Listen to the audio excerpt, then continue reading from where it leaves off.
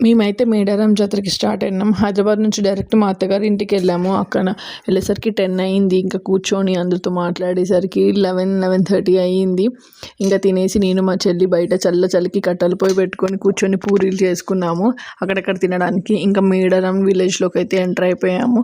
చాలా బాగా డెవలప్ చేశారు లాస్ట్ టైం కన్నా. ఇప్పుడు చాలా బాగుంది, పీస్ ఆఫ్ మైండ్ ఉంది. అండ్ జంపన్న వాగులో అయితే అన్ని వాటర్ వదలలేదు, బికాస్ మేము వెళ్ళింది ఫస్ట్ వీక్ కాబట్టి ఇంకా అన్ని వాటర్ లేవు. ఇంకా అమ్మవార్ల గురించి అయితే చెప్పక్కర్లేదు, సో బ్లెస్డ్ అనిపిస్తుంది మనకి. మనస్ఫూర్తిగా మనం ఏదైతే కోరుకుంటామో డెఫినెట్గా జరుగుతుంది. మేమైతే ఇలా అమ్మవార్లకి పూజ చేసి మా పిల్లల పేరు మీద ఇచ్చాము ఆ బంగారంని. నేను మా ఆయన ఇద్దరం ఎత్తుకున్నాము బంగారంని. మా ఆయన ఏమో పాపది ఎత్తుకున్నాను, నేనేమో మా బాబుది ఎత్తుకున్నాను. మా బాబుది కొంచెం సేపు అయ్యాక మా వాళ్ళందరూ కొంచెం సేపు వాళ్ళందరూ ఎత్తుకున్నారు. ఇలా అమ్మవారికి సమర్పించాక చాలా అంటే చాలా మంచిగా అనిపించింది. ఇంకా షెడ్ దగ్గరికి వచ్చాక మేమైతే మేకని కోసామన్నమాట. అండ్ కోడిని కూడా కోసాము. ఆ టైంలో మా పాప ఏడుస్తుంటే నేను బయటికి తీసుకెళ్ళిన.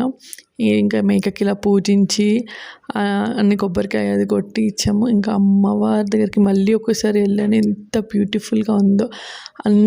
కింద మేడారంలో అంత అయిపోయిన తర్వాత పైన చిలకల గుట్ట అని ఉంటుంది. సూపర్ అసలు. 365 days ఫ్రెష్ వాటర్ వస్తూనే ఫ్లో అవుతూనే ఉంటాయి. వాటర్లో నుంచి మనం ఇలా నడిచి అమ్మవారిని పూజించుకోవచ్చు. ఎంత బ్యూటిఫుల్గా ఉంటుందో.